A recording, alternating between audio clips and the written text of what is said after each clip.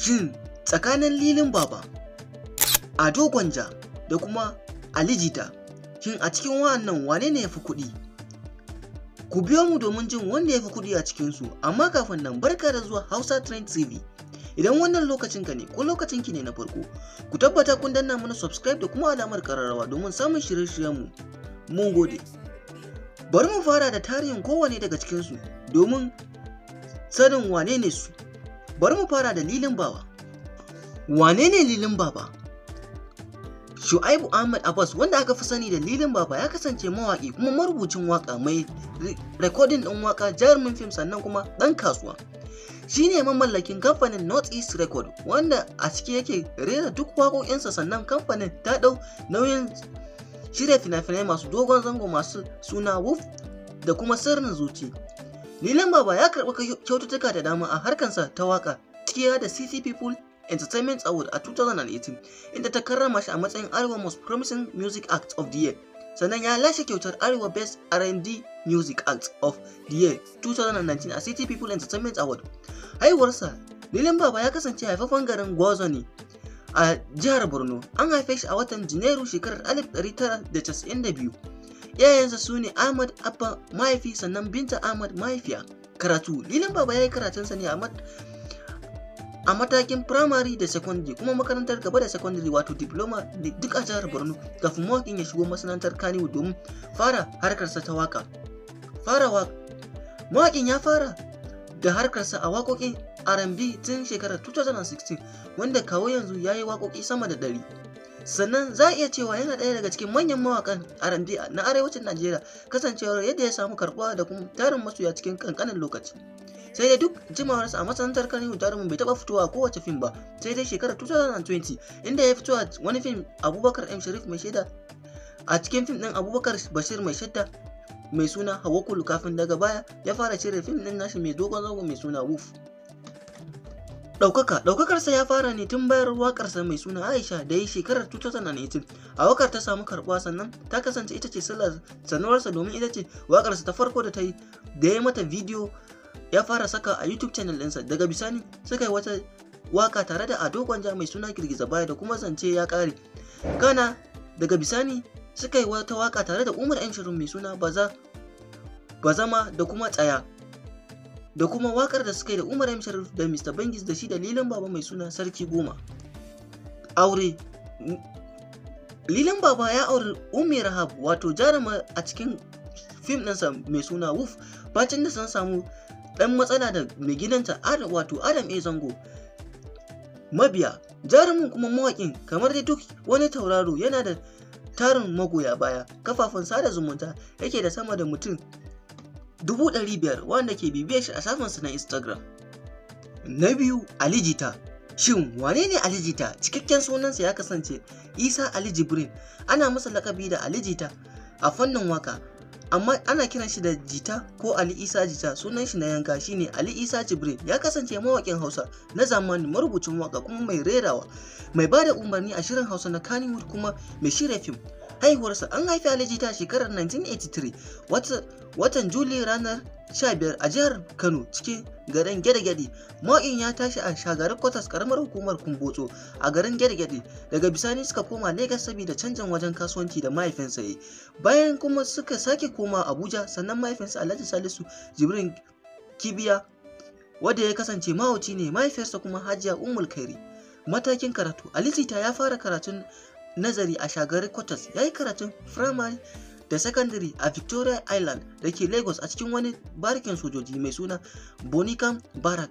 Ya karasa karatunsa a secondary ne na Abuja, sannan ya yi makarantun matakin diplomas a Federal College of Education garin Kano, inda ya karanta Public Administration. Fara waka, Jita ya fara harkan waka tun yana shekara 16. Lokacin yana makarantar Islamiyya a Lagos. Ya fara yin waka a lokacin yana makarantar College a Kano, amma a wancan lokacin yakan taɓa wakar ce kaɗan-kaɗan, bai ci gaba da harkar waƙar ba. A lokacin ya ci gaba da harkar waƙa har zuwa inda yake a yanzu. Ali ya kasance mutum ne mai sauƙin kai kuma mai sananniyar murya. Mutum ne kuma mai yawan murmushi. Iyalan Jita. Jita yana da aure har da yara 5: Usman, Affan, Ramadan, Farid, Hidda da Afra.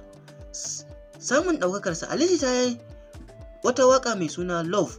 Waƙar ta lashe lambar girma a jadawalin waƙoƙin da suka fi kowace a shekarar, a inda waƙar ta zo na biyu kamar yadda BBC Hausa suka ɗauko rahoto. Ali Jita ya yi amfani da salon Ingausa wajen rubuta waƙa da kuma rerawa. A shekarar 2019 ya yi bidiyon waƙansa mai suna Arewa Angel tare da jaruma Rahma Sado, sannan ya yi bidiyon waƙa mai suna Love tare da Hadiza Gabon, ya kuma fito tare da jaruma Fati Muhammad a waƙarsa ta Fati. Waƙoƙin Ali Jita, yawancin waƙoƙin Ali Jita ana saka su a masana'antar fim Kannywood, amma wasu daga cikin album ɗin shi kuma an sayar da su ne a wajen Kannywood. Ya sha yin waƙa ne tare da shahararren mawaƙi Nazifi Asnani da kuma Fati Niger a matsayin abokan arziki. Har wa yau, shahararren mawaƙin ya yi waƙa tare da Nazir M. Ahmed mai suna Mama, sannan ya yi waƙa tare da Umar M. Sharif mai suna Kano a shekarar 2019. Mawaƙin ya yi waƙa tare da mawaƙa da yawa na arewacin da ma kudancin Najeriya. Lambar girma, Ali Jita ya samu lambar girmawa a fannin waƙa da dama.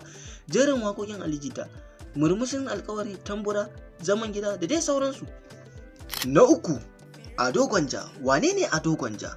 Ado Isa Gwanja, wanda aka fi sani da Ado Gwanja, shahararren jarumi kuma mawaƙi a masana'antar shirya fina-finan Hausa na Kannywood.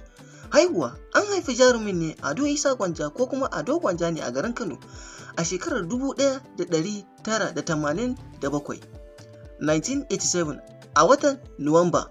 Karatunsa, Ado Gwanja ya yi karatunsa na firamare da secondary a cikin garin Kano, sai dai har zuwa yanzu jarumin Ado Isa Gwanja bai samu damar shiga makarantar gaba da secondary ba.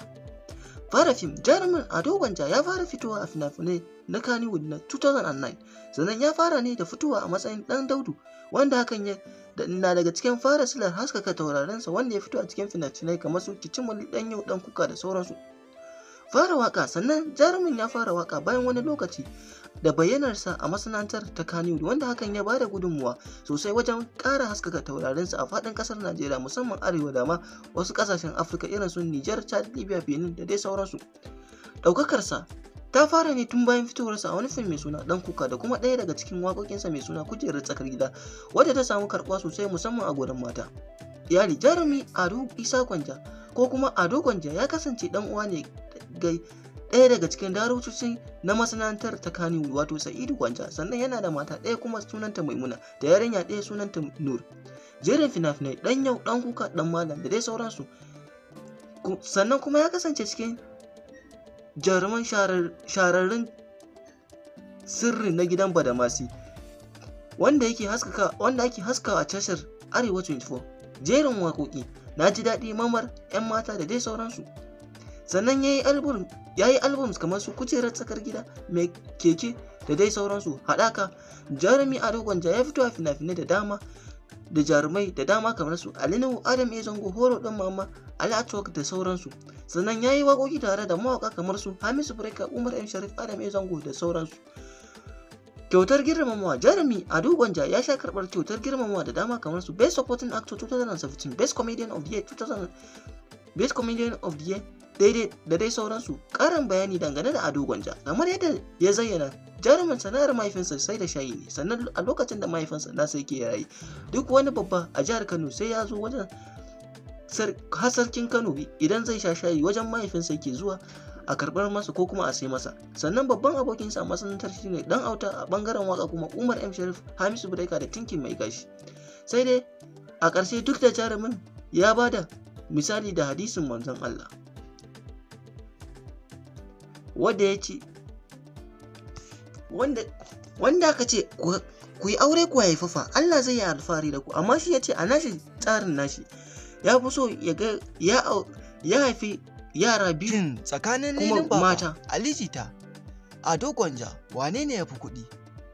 Bari mu fara da wanda ya zo na uku. Wanda ya zo na uku a cikin wannan shine lilinbaba, kasancewar da dalar Amurka 250,000, kasancewar ya zo bayan wa'annan mawaƙan. Wanda ya zo na biyu shine Ado Gwanja, wanda ke da kimanin dalar Amurka 350,000,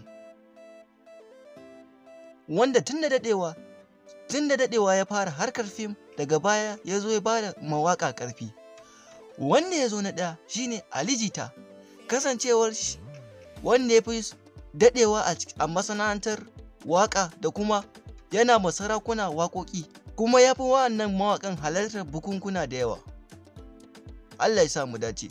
Jama'a tabbata an danna mana subscribe Hausa Trend TV.